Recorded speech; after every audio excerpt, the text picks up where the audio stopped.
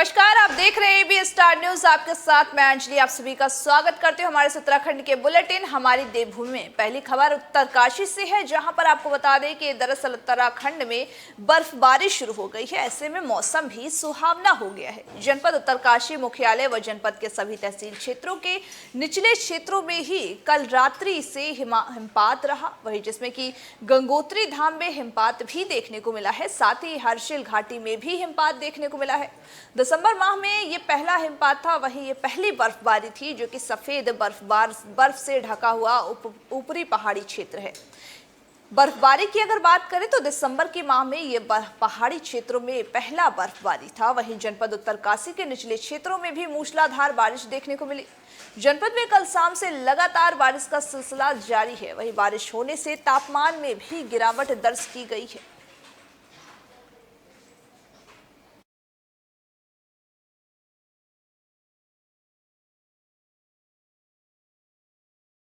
अगली खबर उत्तराखंड के काशीपुर से है, जहां पर आपको बता दें कि काशीपुर में परियोजनाओं का शुभ शिलान्यास किया गया है। वहीं साथ ही सीएम पुष्कर सिंह धामी काशीपुर पहुंचे थे। काशीपुर से गहरा ताल्लुक रखने वाले प्रदेश के मुख्यमंत्री पुष्कर सिंह धामी अपने गृह जनपद के दौरे पर हैं, जहां पहली बार काशीपुर पहुंचे थे सीएम धामी। वहीं सीएम धामी ने जनसभा को भी संबोधित किया है। संबोधित करते हुए केंद्र सरकार के कार्यों को बताते हुए जनता को सरकार की योजनाओं से रूबरू कराया है। वहीं सीएम की जनसभा में काशीपुर विधायक हरभजन सिंह चीमा के साथ ही कोऑपरेटिव सोसाइटी के चेयरमैन राम मेहरोत्रा भी मंच पर संबोधित हुए। इस मौके पर सहकारिता समूह की महिलाओं को सीएम धामी ने लाखों के चेक भी वितरित किए हैं। सीएम ने काशीपुर में अपने संबोधन में केंद्र सरकार द्वारा चलाई जा रही बहुआयामी योजनाओं के साथ ही प्रधानमंत्री द्वारा शुरू की गई योजनाओं को भी जनता के सामने रखा है। साथ ही प्रदेश के विकास की योजनाओं से भी जनता को अवगत कराया है। उन्होंने कहा है कि काशीपुर के विकास के लिए जो भी योजनाएं होगी उनका भी जल्द ही निस्तारण किया जाएगा। इस मौके पर क्षेत्रीय विधायक ने भी लंबे समय से चली आ रही काशीपुर की जलभराव की समस्याओं को भी देखा है और साथ ही काशीपुर को जिला बनाने की भी मांग की है।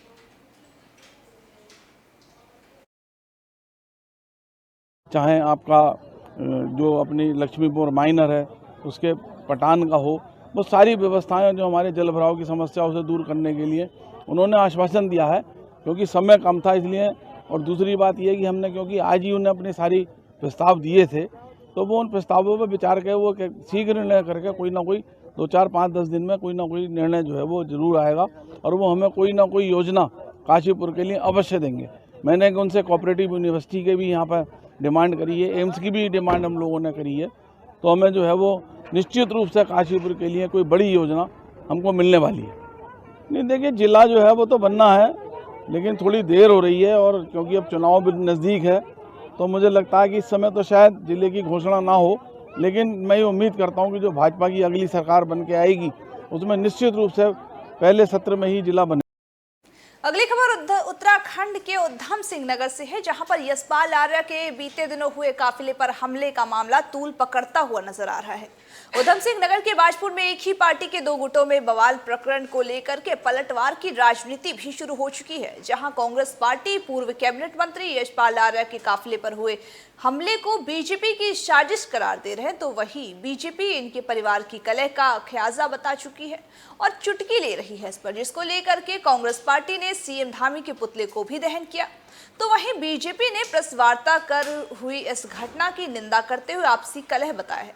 हालांकि पुलिस ने दोनों पक्षों की आई तहरीर पर 36 लोगों पर संगीन धाराओं में मुकदमा दर्ज कर अपनी जांच शुरू कर दी है। बीजेपी के प्रदेश प्रवक्ता राजेश कुमार ने इस पूरे मामले में इस घटना को आपसी कलह बताया है और बताते हुए कहा कि ये आपका ही परिवार है जिन्हें आपने पाला है, ये एक सोची समझी साजिश है।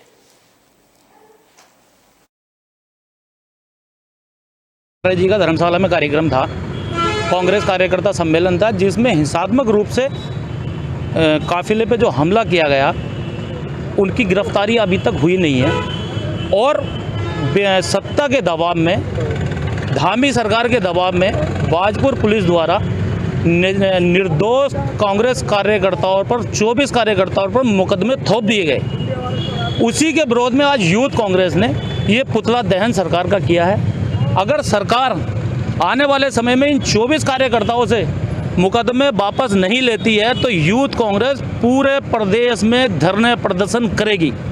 और ये जो मुकदमेबाजी आज भाजपा सरकार के दबाव में थाने में की गई है, इसमें आने वाले दिनों में जो चुनाव हैं वो बाजपुर की महान जनता वोट की चोट से भाजपा सरकार को उनकी असली औकात दिखा। उत्तराखंड के पूर्व मंत्री यशपाल आर्य और उनके बेटे के काफिले पर हुए हमले को लेकर के आपको बता दें कि मामला जो है वो राजनीति गर्माता हुआ नजर आ रहा है। वहीं इस मामले ने तूल पकड़ रखा है और कांग्रेस कार्यकर्ताओं में भी इसको लेकर के भारी उबाल है। रुड़की के चंद्रशेखर चौक पर ही नगर कांग्रेस कमेटी ने भाजपा सरकार का पुतला फूंका और प्रदेश सरकार के खिलाफ जोरदार नारेबाजी की। इस दौरान कांग्रेस के वरिष्ठ नेता हंसराज सचदेवा ने कहा कि भाजपा सरकार में कांग्रेस कार्यकर्ताओं और नेताओं पर हमले हो रहे हैं। भाजपा सरकार कांग्रेस की बढ़ती लोकप्रियता से बौखला गई है, जिसके चलते आए दिन प्रदेश में कांग्रेस नेताओं पर हमले हो रहे हैं। वहीं यशपाल आर्य और उनके पुत्र संजीव आर्य पर भी हमला इसी का एक प्रकरण है।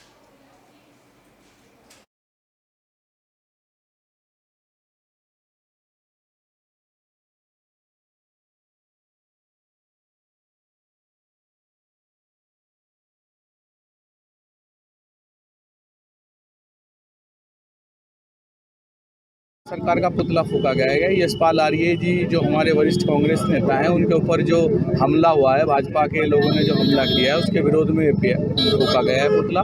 और इससे भाजपा की जो दलित विरोधी नीति है ये स्पष्ट हो रही है कि दलित का विरोध करती है भाजपा और भाजपा दलित विरोधी है। और ये भाजपा सरकार की नाकामियों का नतीजा है। कभी भी कोई भी किसी भी पार्टी में आता है जाता है, ये लोकतंत्र है। पहले जब थोड़ी बहुत नाराजगी कांग्रेस छोड़ के यशपाल जी बीजेपी में गए और आज बीजेपी से उन्होंने अपने पूर्ण घर वापसी की है। उन्होंने सिर्फ एक ही दफ़ा पार्टी बदली है और अब दोबारा में कांग्रेस में आए हैं। और भाजपा इसी वजह से बौखला रही है क्योंकि उनके साथ दलित में एक दलित चेहरा है और दलित वोट उनके पीछे है। भाजपा को अपनी जमीन सरकती दिखाई दे रही है माननीय यशपाल आर्य जी के कांग्रेस में वापसी आने की वजह से। इसीलिए भाजपा के लोग दलित चेहरे पे पथराव कराकर ये जानना चाहते हैं कि हमारी मानसिकता दलित विरोधी है। सरकार का पुतला फूंका गया है। यशपाल आर्य जी है जहां पर यशपाल आर्य के काफिले पर हुए हमले को लेकर के कार्यकर्ताओं ने पुतला फूंका है। वहीं साथ ही कार्यकर्ताओं ने विरोध प्रदर्शन भी किया है।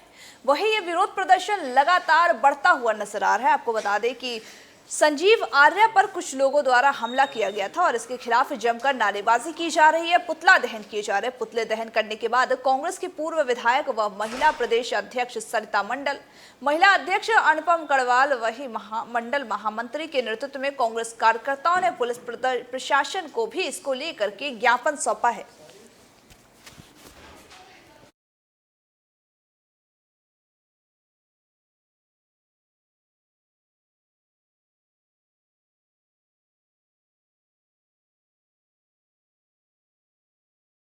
उत्तराखंड में यशपाल आर्य के काफिले पर हुए हमले को लेकर के जगह जगह प्रदर्शन किए जा रहे हैं। ऐसे मामले में भी एक और प्रदर्शन उत्तराखंड से ही सामने आया है, जो कि उत्तराखंड के देहरादून में भी प्रदर्शन किया गया है।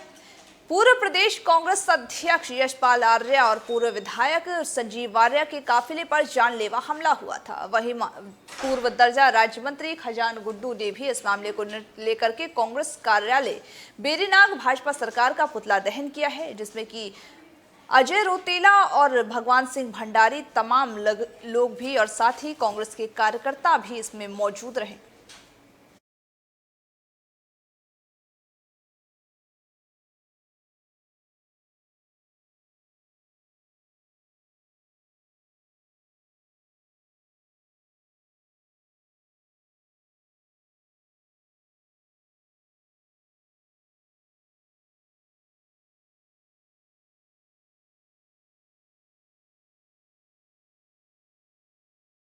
अगली खबर उत्तराखंड के देहरादून से है, जहां पर यशपाल आर्य के काफिले पर हुए हमले को लेकर के सीएम आवास के बाहर प्रदर्शन जारी है। दरअसल आपको बता दें कि कुछ ही समय में ही देहरादून और मुख्यमंत्री आवास पर धरना प्रदर्शन देने के लिए लोग पहुंच रहे थे वहां पर, और साथ ही पूर्व विधायक संजीव आर्य पर हुए हमले के विरोध में भी मुख्यमंत्री आवास के बाहर कांग्रेसी धरना प्रदर्शन कर रहे थे। बीजेपी से कांग्रेस में वापसी करने के लिए पूर्व कैबिनेट मंत्री यशपाल आर्य और बेटे उनके संजीव आर्य ने भी बाजपुर में कुछ लोगों पर इन्होंने इन पे हमला हुआ था, जिसके विरोध में कांग्रेस कार्यकर्ता मुख्यमंत्री आवास के बाहर धरना प्रदर्शन दे रहा है। धरना प्रदर्शन में प्रदेश प्रभारी, प्रदेश अध्यक्ष समेत कांग्रेस के तमाम नेता भी मौजूद रहे। इस कोशिश में है कि जो भी व्यक्ति इनके, चाहे वो सीबीआई के डर से, चाहे इनकी इन्फोर्समेंट डायरेक्टरेट के डर से, या तो पहले कोशिश करते हैं उसको उस तरह की दबाने से, और जब वहाँ पे भी नहीं दबते तो आज जिस तरीके की हरकत कल यशपाल आर्य जी के साथ हुई, बहुत ही निंदनीय है और ये बिल्कुल भी लोकतंत्र पर बर्दाश्त नहीं की जाएगी। कांग्रेस यशपाल जी के साथ मजबूती के साथ खड़ी है। लगातार कोशिश हो रही है कि लोकतंत्र को कैसे दबाया जाए। जहाँ जनतंत्र होता है, जहाँ पर लोगों की आवाज़ को उठाने का सबसे बड़ा प्लेटफॉर्म विपक्ष के रूप में हम अपना ड्यूटी निभाने का काम कर रहे हैं, वहीं आज सत्ता पक्ष इसको लगातार दबाने की कोशिश। अगली खबर उत्तराखंड के अल्मोड़ा जिले से है, जहां पर आम आदमी पार्टी लगातार कोशिशों में लगी हुई है कि उत्तराखंड में अब की बार आपकी सरकार बने। ऐसे में आपको बता दें कि अल्मोड़ा जिले के ही द्वाराहाट विधानसभा में आम आदमी पार्टी के प्रदेश प्रभारी दिनेश मोहनिया के द्वाराहाट पहुंचे हैं। वहीं आप कार्यकर्ताओं ने इनका फूल माला पहना करके जोरदार स्वागत किया है। शीतला पुष्कर मैदान में जनसभा को संबोधित किया गया। वहीं आप कार्यकर्ताओं ने विजय शंखनाद यात्रा का आयोजन भी किया।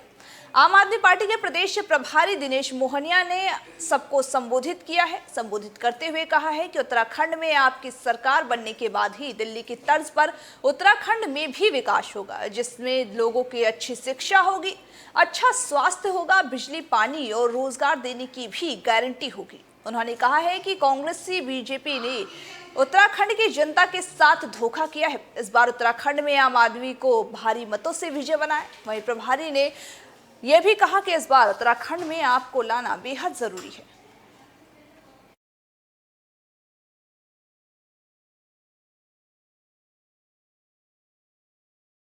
अगली खबर उत्तराखंड के पिथौरागढ़ से है, जहां पर आपको बता दें कि उत्तराखंड के पिथौरागढ़ में दरअसल इस कार्यक्रम का आयोजन किया गया था। वहीं साथ ही जागरूकता शिविर का इसमें आयोजन कर लोगों को जागरूक किया जा रहा है। विधिक शिविर का दीप प्रज्वलित कर शुभारंभ किया गया और विधि और कानून मंत्री भारत सरकार किरण रिजिजू तथा साथ ही भारत के उच्चतम न्यायालय के वरिष्ठ न्यायाधीश न्यायमूर्ति भी इसमें शामिल रहे। कार्यक्रम में अपने संबोधन में विधि और न्याय मंत्री भारत सरकार किरण रिजिजू ने कहा कि पिथौरागढ़ जैसे दूरस्थ क्षेत्रों में ये विधिक सेवा जागरूकता शिविर का आयोजन किया गया था, जिसमें यहाँ की अधिक से अधिक जनताओं को लाभ मिलेगा। यहाँ के लोगों को न्याय तथा न्यायिक सेवा में कैसे सहूलियत मिल सकेगी, इसी के उद्देश्य से इस शिविर का आयोजन किया गया था।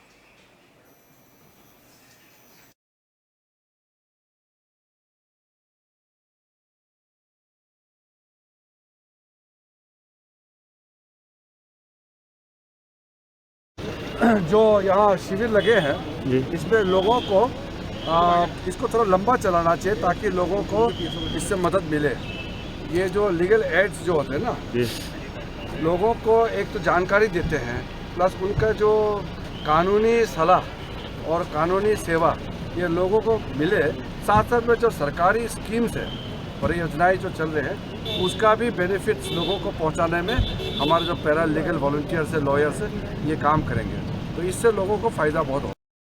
नागालैंड में हुई हिंसा में उत्तराखंड के एक वीर सपूत ने भी अपनी जान गंवा दी है। दरअसल आपको बता दें कि बीते दिनों हुए नागालैंड हिंसा में ही हुए आतंकी हमले में पैरासूट रेजिमेंट के 21वीं बटालियन के जवान गौतम लाल पुत्र रमेश लाल ने अपनी जान गंवा दी।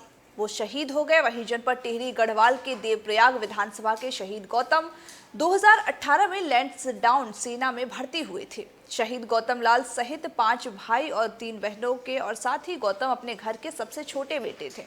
गौतम लाल ने इंटर GGIC हिंसरिया खाल से पास होने के बाद कर्नल अजय कोठियाल के यूथ फाउंडेशन में ट्रेनिंग लेकर के 2018 में सेना में भर्ती हुए थे।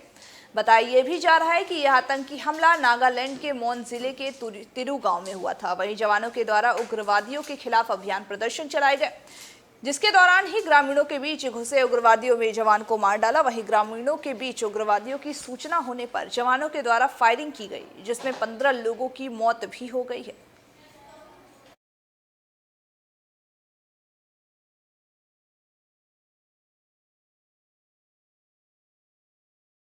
कोरोना के बढ़ते मामलों को देखते हुए प्रशासन अब सतर्क मोड पर है।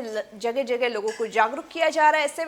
ऐसे में आपको बता दें कि कोरोना से जागरूक करने के लिए देहरादून में भी ऐसा ही कुछ उपाय निकाला गया, जिसमें बिना मास्क के घूम रहे लोगों को पुलिस ने नगर चौकी पर चालानी कार्रवाई की और मास्क लगाने की भी अपील की है। इस दौरान डोईवाला कोतवाल राजेंद्र रावत ने बताया कि उत्तराखंड में कोरोना के लगातार मामले बढ़ते नजर आ रहे हैं, जिस वजह से सतर्कता बरतने की भी जरूरत है और पुलिस द्वारा अभियान भी चला करके लोगों से अभी अपील की जा रही है इस बात की कि लोग मास्क लगाकर ही घरों से बाहर निकले और 2 गज दूरी का पालन करें। इसके साथ ही डोईवाला में बिना मास्क के घूम रहे कुछ लोगों पर चालानी कार्रवाई भी की गई है, ताकि लोग सतर्क हो सके और सरकार की गाइडलाइंस का सही तरह से पालन कर सके। इस समय कोरोना की शक्ल में ओमिक्रॉन भी एक भयानक रूप से सामने आ रहा है। ऐसे में जरूरी है कि हम सभी कोरोना की गाइडलाइंस का पालन करें, ताकि जो ओमिक्रॉन वायरस है उसके बढ़ने से रोका जा सके। क्योंकि पिछले बार से लेकर के अब तक मैंने देखा है कि लोग अब थोड़ा लापरवाह होने लगे हैं और ऐसा लगता है, उनको ऐसा महसूस होता है कि शायद अब कोरोना यहाँ से ख़त्म होकर जा चुका है। लेकिन अब जो नया वेरिएंट आया है, जैसे आप लोगों को पढ़ रहे हैं इसके बारे में, कि ये बहुत अधिक खतरनाक है और इसके बारे में लोगों को सतर्क करना, उनके खिलाफ कार्रवाई करना जो है वो, जो लोग सोशल डिस्टेंसिंग का पालन नहीं करें, मास्क नहीं लगा रहे हैं, अन्य जो है सावधान नहीं बरत रहे हैं, उनके खिलाफ जो है थोड़ा कानूनी कार्रवाई किया जाना थोड़ा सा ऐसा है। मकसद उनके खिलाफ चालान करना नहीं है, मकसद ये है कि इससे जो है जो लोग लापरवाह हो गए उनको सतर्क हो जाए।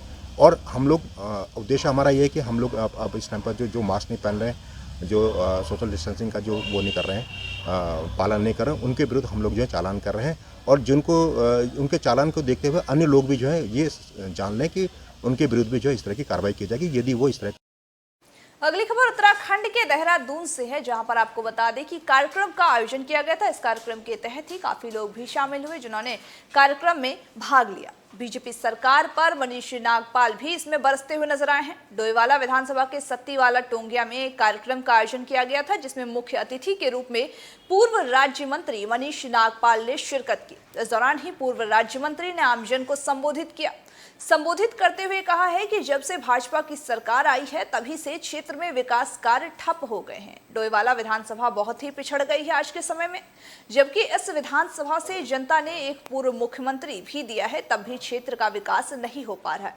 वहीं बीजेपी सरकार पर भी निशाना साधा है। क्षेत्र के विकास में बीजेपी सरकार का कोई अहम योगदान नहीं दिया है, जिसके कारण क्षेत्र की जनता को भारी समस्याओं का सामना करना पड़ रहा है।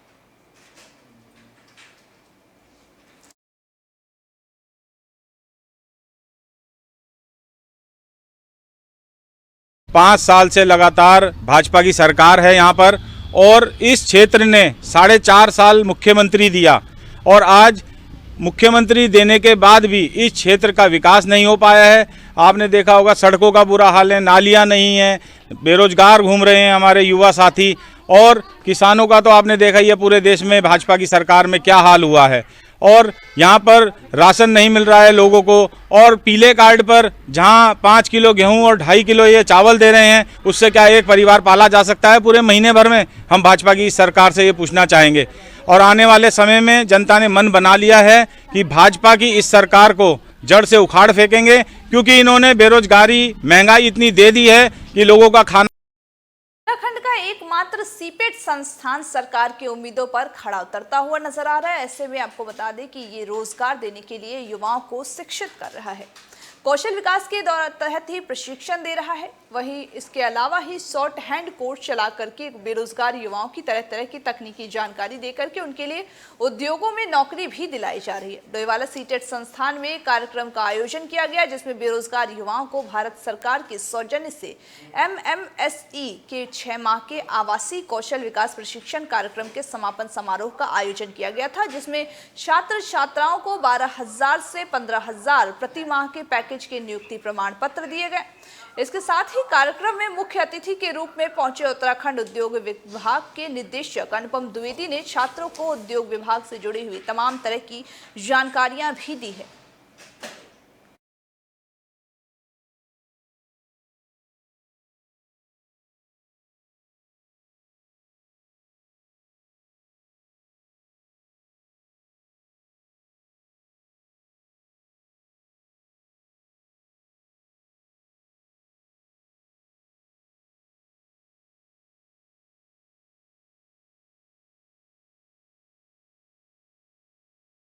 हमारे यहाँ पर कौशल विकास प्रशिक्षण कार्यक्रम के बच्चों के बीच में वार्षिक खेलकूद का आयोजन किया गया, जिसमें 3 माह और 6 माह अवधि के विभिन्न कार्यक्रमों के अंतर्गत बच्चों ने पार्टिसिपेट किया है, जिसमें महिलाएं और पुरुष दोनों वर्गों में खेल खेला गया है।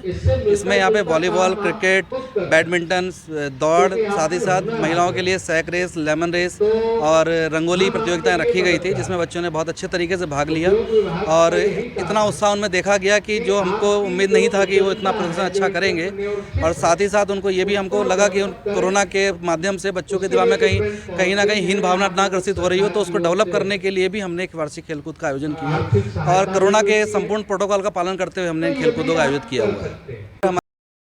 उत्तराखंड में शिक्षा को बढ़ावा देने के साथ साथ खेल कूद को भी बढ़ावा दिया जा रहा है। ऐसे में आपको बता दें कि जगह जगह खेल कूद के कार्यक्रम का आयोजन किया जा रहा है। वहीं साथ ही उत्तराखंड के देहरादून में भी इस तरह के कार्यक्रमों का आयोजन किया गया था, जिसमें बच्चों ने पार्ट लिया। वहीं साथ ही बच्चों ने अच्छा प्रदर्शन भी किया है। दरअसल आपको बता दें कि उत्तराखंड के देहरादून में खेलकूद कार्यक्रम का आयोजन किया गया था, जिसके तहत ही 2 दिवसीय ये कार्यक्रम चला था, जिसका शुभारंभ संस्थान ने किया था। संस्थान की ओर से खेल कार्यक्रमों का संचालन प्रशिक्षण प्रभारी पंकज फुलाड़ा ने किया है। खेल के प्रथम दिन ड्रिल के साथ ही एथलेटिक्स और क्रिकेट की प्रतियोगिता भी प्रारंभ हुई है। वहीं साथ ही इसमें पढ़ाई के बोझ से बच्चों को थोड़ी सी राहत मिली है। खेलों से क्षेत्रों में कई तरह के मानसिक तनाव से भी वो दूर होते हुए नजर आए हैं और साथ ही इसमें शारीरिक रूप से भी मजबूती मिलेगी बच्चों को।